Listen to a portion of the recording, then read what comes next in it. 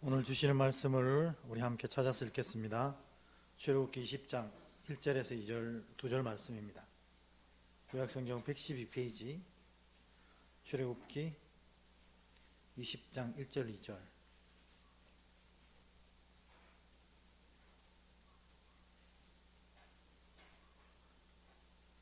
두 절 말씀 우리 같이 읽도록 하겠습니다. 시작. 하나님이 이 모든 말씀으로 말씀하여 이르시되 나는 너를 애굽 땅 종 되었던 집에서 인도하여 낸 내 하나님 여호와니라.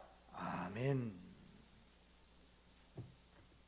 앞뒤로 한번 또 인사하고 시작하겠습니다. 주 안에서 사랑합니다. 인사하겠습니다.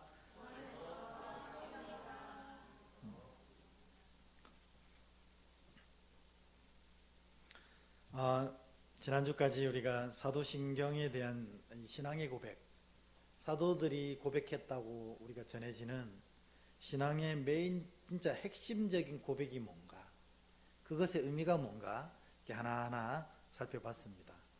이제 이어서 오늘부터는 이 십계명, 우리가 이 십계명을 사실은 좀 잘못 이해하고 있는 것 같아요. 그래서 십계명을 잘못 이해하고 있으니까 당연히 십계명에 대해서 잘 모르고 행동하는 것들이 너무 많다 하는 생각을 하게 됩니다. 그래서 오늘부터 이 십계명 무엇인지, 그 십계명의 정확한 의미가 뭔지, 십계명 앞에 우리는 어떻게 살아야 되는지를 주님의 뜻 그대로 우리가 파악해서 배워보는 시간을 갖도록 하겠습니다. 특별한 이유가 없으면 이제 요거 오늘 사실 오늘은 개론과 같은 얘기거든요.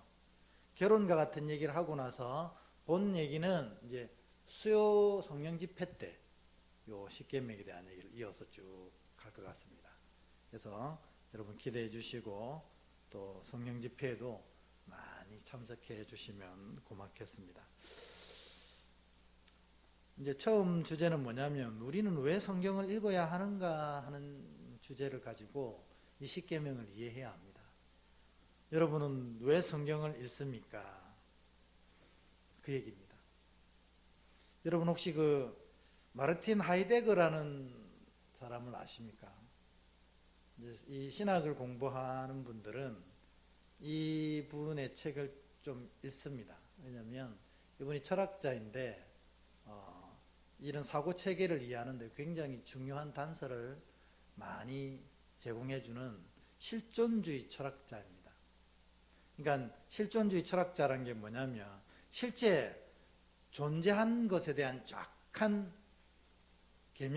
개념을 파악하는 철학자, 뭐 이렇게 이해할 수 있습니다. 그러니까는 신학하는 사람들은 왜 하이데거를 읽느냐면 하나님의 뜻으로 바라보는 실제 현재의 삶이 어떤가, 이것을 잘 접목하기 위해서 이분의 책을 좀 읽습니다.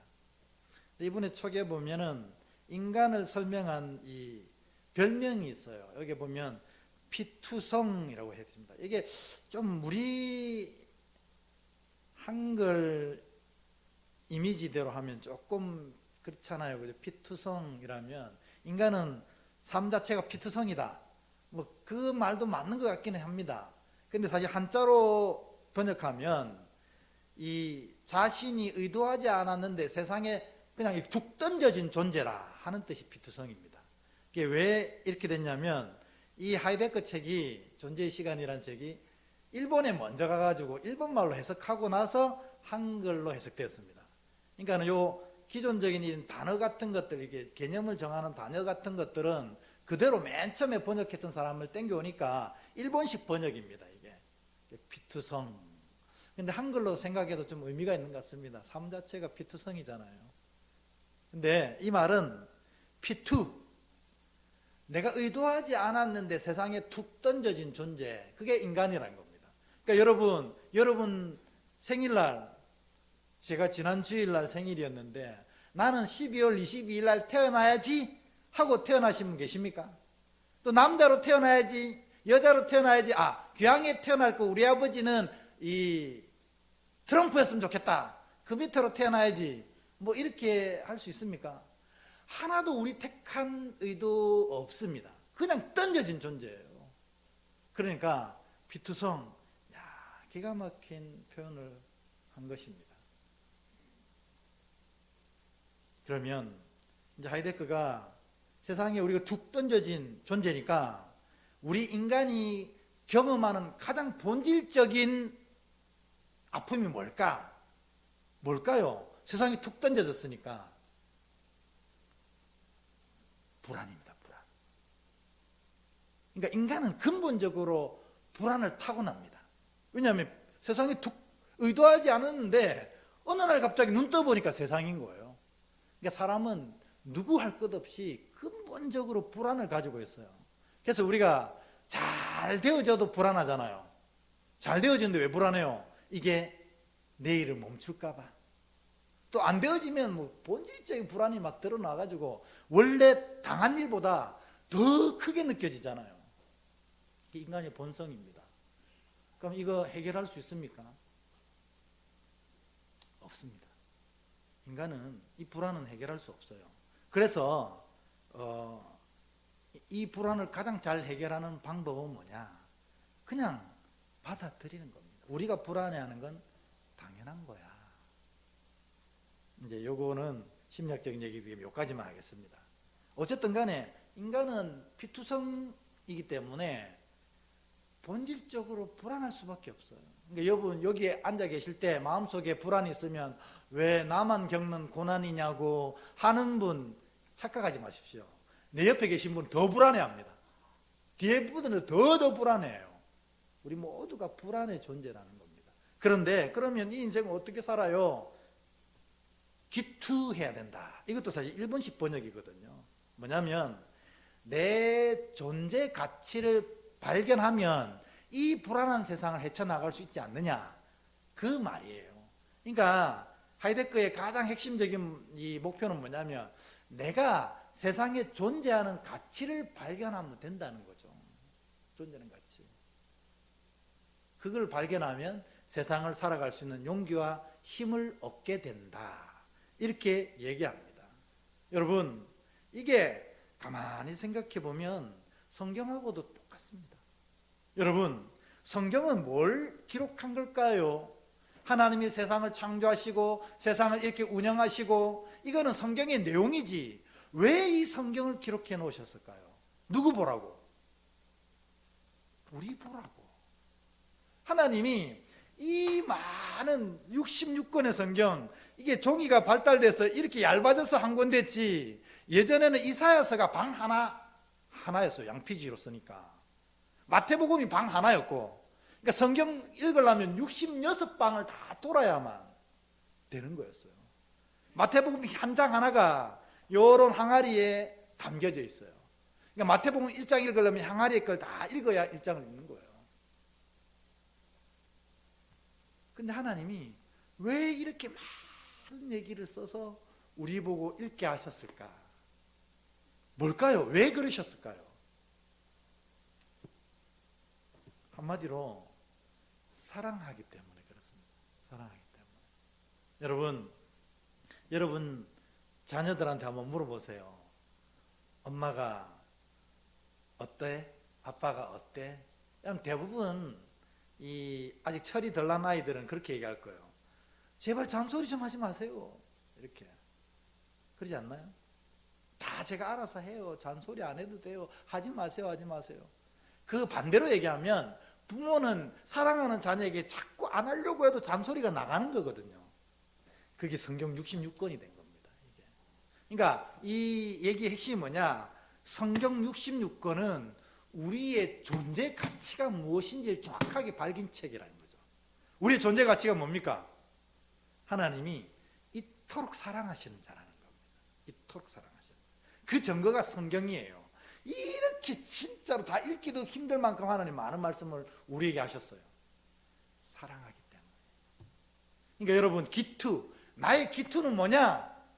하나님이 진짜로 사랑하시는 자라는 겁니다. 믿으십니까? 성경을 읽으면서 그거를 모르면 성경을 헛읽은 거예요. 저는 성경 퀴즈를 제일 싫어하는 게 외우는 걸 싫어하거든요. 성경 퀴즈 1번부터 10번까지 다 맞췄어도 하나님이 날 사랑하셔서 이걸 썼다는 걸 기억 못하면 빵점인 거예요. 성경 점수는. 하나님 날 사랑하신다. 나는 하나님이 사랑하시는 자다. 얼마나 사랑하시는지 아들을 죽이시기까지 사랑하시는 거예요. 천국의 그 어떤 것도 다 아끼지 아니하실 만큼 우리를 사랑하십니다. 그런 여러분에게 제가 단도직입적으로 여쭤보겠습니다. 여러분 인생 잘 될까요? 안 될까요?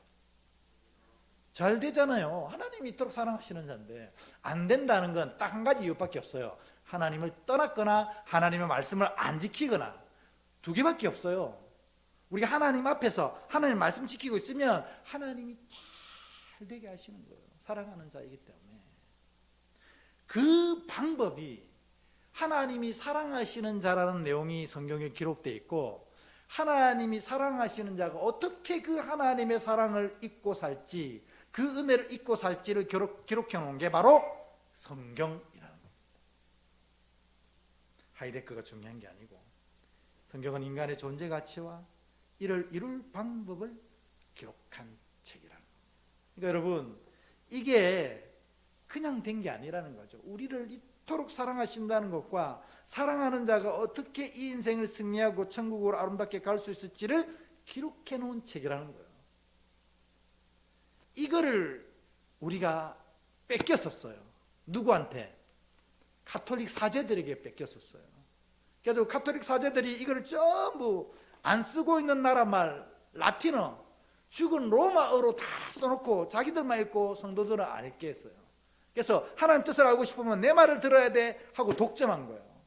근데 루터가 이거를 전부 독일어로 바꿨어요. 왜냐하면 독일이기 때문에. 루터가 한국인이었다면 전부 한국어로 바뀌겠죠. 그리고 다 읽게 하셨어요. 직접. 그러면서 하나님의 뜻을 분명히 알게 되어서 기존의 사제들의 모든 거짓말을 드러내고 이제 종교를 개혁하겠다고 해서 나온 것이 우리 개신교도입니다. 그러니까 여러분, 무슨 말씀을 드리느냐? 성경이 신앙의 핵심이라는 겁니다. 성경 없이 신앙하는 것은 세상에서 제일 위험한 일입니다. 왜요? 그거 결국 성경 없이 신앙하면 자기 생각을 믿기 때문입니다. 자기의 경험을 믿기 때문입니다. 자기의 판단을 믿기 때문입니다. 그러니까 이게 기독교회 안에 있어도 우상, 헛된 사이비, 이런 사람들의 삶과 비슷하게 살 수밖에 없는 거예요. 왜? 성경을 모르기 때문에. 그래서 여러분, 오늘부터 진짜로 여러분들 열심히 읽어야 할 것은 바로 이 성경이다 하는 겁니다. 혹시 여러분 매일매일 성경 안 읽고 계신 분 계십니까? 그건 뭐냐면 오늘 얘기에 의하면 신앙 안 하겠다고 결심하신 겁니다. 신앙 안 하겠다고 결심하신 거예요. 도대체 무슨 말씀을 지키며 사실 거예요? 기도할 때 내가 어떤 걸 기도해야 되는지 아십니까? 성경에 다 써 있습니다. 그러니까 오늘부터 이제 2024년도 이전 것은 지나갔으니 보라 새 것이 되었잖아요. 오늘부터 그렇구나. 내가 오늘부터 이제 2025년도에는 성경의 한 해가 되도록 해야지. 이런 결단이 된다면 오늘 설교는 제대로 된 겁니다. 여러분 제대로 은혜 받은 거예요. 오늘부터 꼭 이 성경을 매일매일 읽으시고 하나님 뜻을 발견하셔서 여러분의 존재 가치를 이루어가는 방법을 깨달아서 하나님 은혜로 채워지는 귀한 삶을 사시기를 주의 이름으로 축복합니다. 이 성경을 누군가가 살펴봤어요. 율법학자들이죠. 그러니까 성경을 꼼꼼히 살펴보니까 성경에는 총 613개의 원칙들이 있더라는 거예요. 대단하죠. 근데 이 613개를 또 3개씩 나누어 가지고 3, 6, 18, 2000개 가까운 세부 원칙도 있어요. 율법학자들에게. 어쨌든 성경을 꼼꼼히 살펴보니까 613개의 원칙이 있더라는 겁니다. 그런데 그 중에 365개는 뭘까요? 이거 해야 돼 하는 원칙이에요. 그럼 248개는 뭘까요? 이렇게 하면 안 돼 하는 원칙이라는 겁니다. 그래서 유대인들이 이 613개의 원칙을 지키기 위해서 몸부림을 쳤어요. 그런데 여러분, 말이 쉬워 613개지 이거 매일매일 틀리는 거예요. 매일매일 범하는 거예요. 그래가지고 유대인들이 이 율법을 뭐라고 부르냐면 죄인을 만들어내는 공장이라고 불렀어요. 왜냐하면 613개인데 하루 한 개는 틀리거든요. 그러니까 내가 죄인입니다. 죄인 만들어내는 공장이 된 거예요. 예수님이 이걸 누구보다 잘 아시는 거예요. 이게 딱 이 땅에 오셔가지고 예수님 오시기 전에 하나님이 더 잘 아시죠. 하나님이 613개를 내가 너희에게 다 얘기할 수는 없겠고 딱 몇 가지만 지키면 되겠다 하신 거예요. 눈치 보니까 10개. 그래서 이 613개를 10개로 압축한 게 십계명이라는 거예요. 그러니까 하나님의 자녀는 이 613개는 못 지키더라도 이 10개는 반드시 지켜야 된다. 이게 바로 십계명의 근본적인 고백이라는 거예요. 그러니까 여러분들이 이 십계명조차도 못 지킨다면 사실은 우리 믿음이 사실은 굉장히 방종에 가까워져 있다는 뜻입니다. 근데 우리 주님은 10개도 못 지키는 우리에게 힘들지. 이 10개를 또 몇 개로 압축하셨을까요? 2개로 압축하셨어요. 그게 마태복음 22장 37절에서 40절에 나옵니다. 우리 예수님께서 2개로 합친 계명 뭔지 읽어볼까요? 같이 읽습니다. 시작. 예수께서 이르시되 내 마음을 다하고 목숨을 다하고 뜻을 다하여 주 너의 하나님을 사랑하라 하셨으니 이것이 크고 첫째 되는 계명이요 둘째도 그와 같으니 내 이웃을 내 자신같이 사랑하라 하셨으니 이 두 계명이 온 율법과 선지자의 강령이니라. 아멘. 613개가 버거워서 10개로 만들었는데 주님은 10개를 또 2가지로 줄였어요. 뭘로 줄이셨다고요? 첫 번째로 하나님을 사랑하라. 이게 계명입니다. 하나님 사랑하라.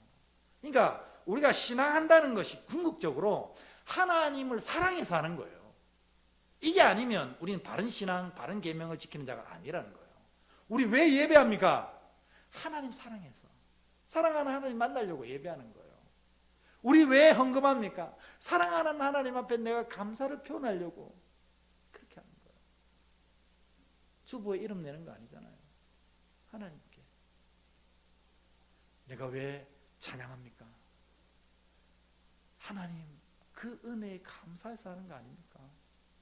내게 주신 달란트를 가지고 하나님께 영광 돌리기 위해서 찬양. 하나님 사랑해서 하는 거예요. 그러니까 교회 안에서 하는 모든 행위들이 하나님을 사랑하는 것 아니면 아무런 의미가 있다 없다요? 없다는 겁니다. 오늘 식당 봉사 오늘 진짜 맛있었습니다.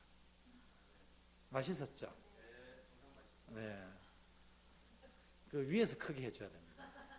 네, 진짜 맛있었는데 진짜 맛있었어요. 근데 우리 식당 봉사하시는 분들은 오늘 왜 했을까요? 하나님 사랑해서 한 겁니다. 우리 먹이려고 그거는 우리의 착각이고 하나님 주신 은혜에 감사해서 한 겁니다. 이거는 하나님이 드신다 생각하고 만드신 거예요. 우리 먹이려는 거 아닙니다. 그래야 하나님을 사랑해서 만드는 식단이어야 이게 영적인 영양가가 있는 겁니다. 우리에게 또 수고하신 분들에게. 그러니까 여러분 이제 앞으로 우리가 하나님의 일을 감당할 때에 이 예수님이 말씀하신 첫 번째 계명이 따라라락 떠올라야 됩니다. 내가 왜 이거 하지? 하나님을 사랑해서 하는 거. 문제는 뭐예요? 하나님을 사랑하지 않는다면 이거 안 하셔도 됩니다. 또 사랑하지 않고 하는 것은 하나님이 받으시지도 않잖아요. 하나님 사랑하는 마음이 첫 번째 계명입니다. 두 번째 계명은 그 사랑으로 누구를 사랑하라고요? 네 이웃을 사랑하라. 왜? 하나님은 우리가 하나님께 드리는 그 사랑이 사실 필요 없으시잖아요. 그래서 하나님, 너희가 나를 사랑하는 건 잘 아는데 나는 그거 필요 없거든. 이거 가지고 내 이웃에게 그 사랑을 전해라. 그래서 이웃을 사랑하는 것이 두 번째 계명입니다. 여러분, 이웃이 도대체 누구입니까? 이웃이 옆에 있는 사람이 이웃입니다. 옆에 있는 사람. 그러니까 이 분을 우리가 사랑해야 합니다. 그러니까 이분은 늘 이 자리에 앉았기 때문에 내 옆에 앉아 계신다고 생각하면 착각입니다. 우리 원래 자기 자리가 있잖아요. 그렇지만 그렇게 생각하면 착각입니다. 하나님을 이 사람이 내 옆에 앉게 하신 것은 나에게는 어떤 의미입니까? 이분을 사랑하라고, 이분을 사랑하라고 여기에 앉히신 거예요. 그래서 여러분, 우리가 앞뒤로 주 안에서 사랑합니다 하는 얘기는 그냥 했던 얘기가 아니고 십계명, 아니 예수님의 이 이계명을 근거로 한 얘기라는 겁니다. 다시 한번 이제 옆에 분한테 이 진심으로 축복해 주세요. 당신을 주의 이름으로 사랑하겠습니다. 시작. 당신을 주의 이름으로 사랑하겠습니다. 아멘. 그러니까 이 모든 성경을 압축하니 613개가 됐고, 613개를 압축하니 10개가 됐고, 10개를 압축하니 2개, 2개도 또 압축하니 뭐예요? 하나잖아요. 사랑하라. 그러니까 성경 전체를 다 압축해갖고 참기름 짜듯이 쭉 짜면 한 방울 똑 떨어지는 게 사랑이라는 겁니다. 그래서 사랑을 이 모든 율법의 완성이라고 부르는 거예요. 그러니까 사실 우리가 예수를 믿고 믿음 생활을 온전히 한다고 하면서 사랑하지 않는다면 그것은 예수를 믿는 것도 아니고 믿음 생활을 하는 것도 아니라는 거예요. 왜? 사랑이야말로 모든 율법의, 모든 성경의, 모든 말씀의 완성이기 때문에 그렇습니다. 그러니까 내가 오늘부터 예수님을 믿겠습니다 이렇게 고백하는 건 뭐냐면 오늘부터 사랑하겠습니다 하는 얘기예요. 사랑이 뭐죠? 지는 거잖아요. 지는 거.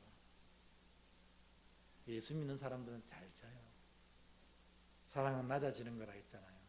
예수 믿는 사람들은 그래서 낮아집니다. 그러면 율법이, 성경이, 말씀이 내 안에 완성된 것입니다. 그래서 우리가 십계명을 앞으로 계속 쭉쭉쭉 할 텐데 십계명의 근본적인 하나님의 근본 아이디어는 뭐냐? 사랑하라는 거예요. 그러니까 십계명을 달달달 외워도 사랑하지 못하면 하나님 사랑하는 것 5계명, 사람 사랑하는 것 5계명, 이거 못하면 신앙이 제대로 선 게 아니라는 뜻입니다.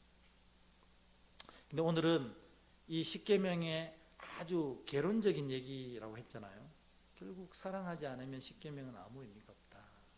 그런데 오늘 사랑은 율법의 완성이다, 이거 무슨 의미인지를 쭉 이때까지 설명했는데 율법은 뭐지? 그러면 율법은 뭐지? 왜냐하면 이 십계명이라는 게 이 율법을 10가지로 요약한 거니까 이 율법에 대한 얘기를 조금 오늘 하고 여러분 정확하게 율법을 좀 이해하셨으면 좋겠어요. 율법에 대한 이해가 조금 다를 수도 있다는 거예요. 오늘 율법이 뭔지 그 얘기만 하고 기도하려고 합니다. 첫 번째, 여러분, 율법은 구원법이 아닙니다. 율법이라니까 또 말하겠는데 말씀, 성경은 구원법이 아니고 성민법입니다. 이게 무슨 말이냐면요, 여러분, 우리가 율법을 통해서 구원받습니까? 아니잖아요. 구원은 뭘로 받아요? 믿음으로 받는데 그 믿음은 누구에게, 믿음 자체도 큰 범주 안에는 뭐예요? 은혜. 우리 구원은 다 은혜거든요, 여러분. 우리가 뭘 해서 구원받는 게 아니라는 거예요. 믿음도 우리가 예수님을 믿겠다고 이빨 바닥바닥해서 믿는 거 아니잖아요. 예수께서, 하나님께서 은혜를 주실 때에 예수가 믿어지는 거잖아요. 그러니까 구원은 믿음으로, 더 정확하게는 구원은 오직 은혜로 받는 겁니다. 은혜. 율법으로 받는 거 아닙니다. 그걸 착각하시면 안 돼요. 그러면 율법은 뭔데? 구원법이 아니고 성민법, 그러니까 거룩한 백성의 법이라는 거죠. 즉 얘기하자면 뭐예요? 이 성경은 하나님으로부터 구원받은 백성들이 읽는 책이라는 거예요. 그러니까 세상 사람들은 이거 읽으면 거짓말 안 보태고 2장만 읽어도 잡니다. 왜냐하면 이거 무슨 얘기요? 이렇게 하거든요. 근데 구원받은 우리가 읽으면 이게 송이꿀처럼 단 거예요. 송이꿀처럼. 하나님이 나에게 이런 말씀을 예비하셨구나. 주여, 오늘 내게 이런 말씀을 하시니 감사합니다. 하나님의 거룩한 뜻이 이런 거였군요. 이게 되는 건 뭐냐면 이 성경, 이 율법은 성민법이기 때문에 그렇습니다. 성민법. 즉 믿음이 없고 구원받지 못한 백성에게 선포한 게 아니고 믿음을 가지고 은혜로 구원받은 백성에게 선포한 거라는 거죠. 그러니까 우리가 읽는 책이 바로 성경입니다. 모델하고 거룩한 백성, 천국 백성이 되라고 주신 거라는 겁니다. 그러니까 우리가 구원받았다면 반드시 이 성경을 읽어가야 한다 하는 것입니다. 오늘 출애굽기 20장 1절 2절에 보면 하나님께서 이 백성들에게 이제 너희가 지켜야 될 하늘 법을 알려주겠노라 이렇게 얘기합니다. 그런데 이 얘기를 듣는 이스라엘 백성들은 출애굽하기 전이에요? 출애굽한 후예요? 출애굽한 후잖아요. 하나님으로부터 구원받은 후에 하나님이 그들에게 주신 법이 바로 십계명, 율법, 말씀이었다. 그러니까 여러분, 율법은 구원법이 아닙니다. 그러니까 이런 얘기 드리면 좀 우습겠지만 내가 오늘부터 이 말씀을 철저하게 지켜, 그런 분은 구원받습니까?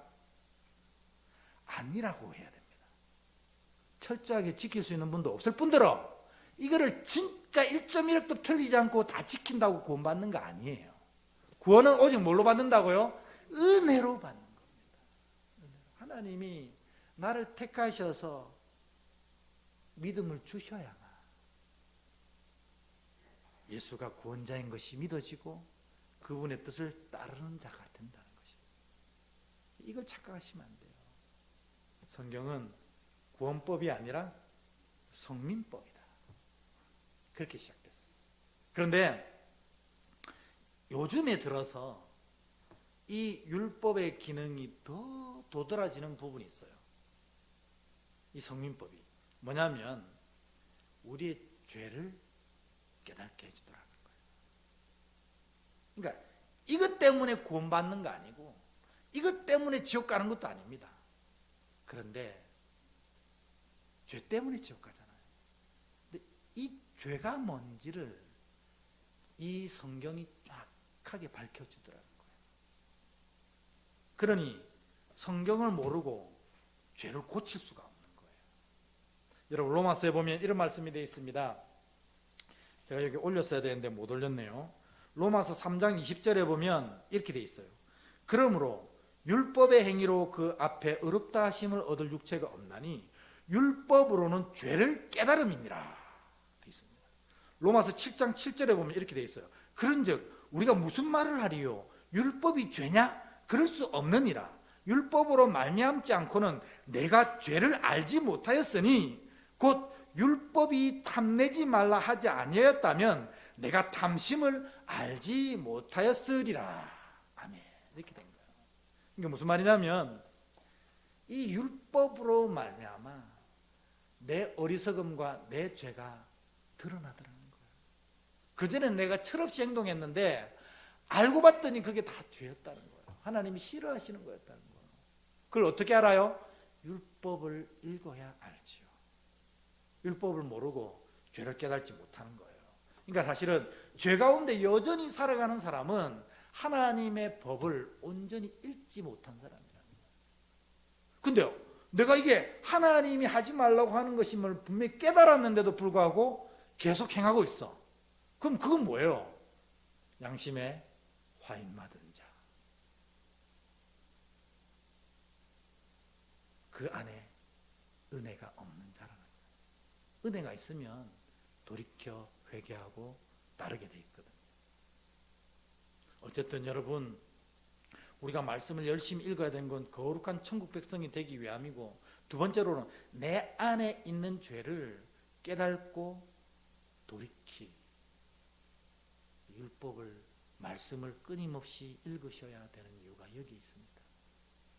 내 죄가 무엇인지 정확하게 드러나거든요. 세 번째로, 그래서 결국 이 율법은 우리로 성화의 도구가 되는 겁니다. 여러분, 내가 열심히 기도하면 내가 변화됩니까? 됩니다. 그런데 뭘 붙잡고 기도하는지가 중요하다는 거예요. 어떤 사람은 열심히 기도하는데 사업이 잘 되기를 위해서 기도합니다. 그러면 사업이 틀림없이 잘 될 줄 믿습니다. 왜요?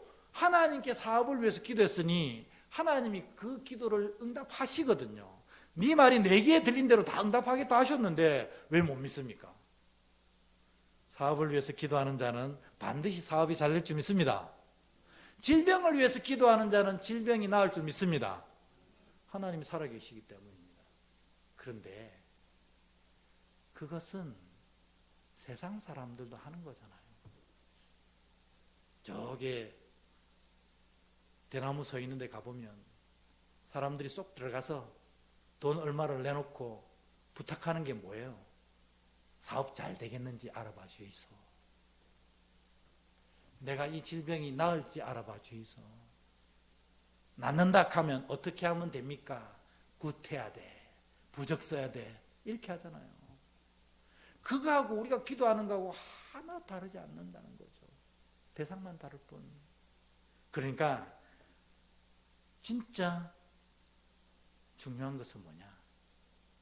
기도를 열심히 하되 뭘 붙잡고 기도해야 된다고요? 이 말씀을 붙잡고 기도해야 돼요. 그러면 사업을 위해 기도하는 자의 사업을 붙잡으시고, 육신의 연약함을 놓고 기도하는 자의 육신의 연약함을 붙잡으시고, 말씀을 붙잡고 기도하는 자에게 말씀을 이루어 주시는 겁니다. 믿으십니까? 이게 믿어져야 돼요. 우리가 기도하는 방식이 이래서 바뀌어져야 된다는 겁니다. 왜냐하면 사업은 잘 됐다가도 무너집니다. 건강해졌다가도 다시 아파질 수 있습니다. 그러나 말씀은 영원하시다고 했거든요. 이 말씀 안에 우리의 모든 복락이 들어가 있잖아요. 그러니까 우리가 이 말씀을 붙잡고 기도하는 것이 이만큼 중요하다는 거예요. 그러니까 기도 열심히 하는 건 너무 중요하지만 말씀을 붙잡고 기도해야 되기 때문에 말씀도 열심히 읽어야 하는 거예요. 그래서 올해 최소한 하루에 한 장은 읽어야겠다. 그런 결단을 좀 하십시오.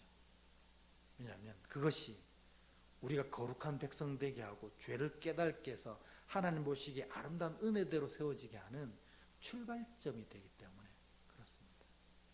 성경을 덮어놓고 믿었던 분들, 이제는 이번 한 해는 성경을 펴놓고 믿으시는 복된 자 되시기를 주의 이름으로 축원합니다. 우리 찬양하겠습니다. 찬양하면서 오늘 주신 말씀 놓고, 그리고 교회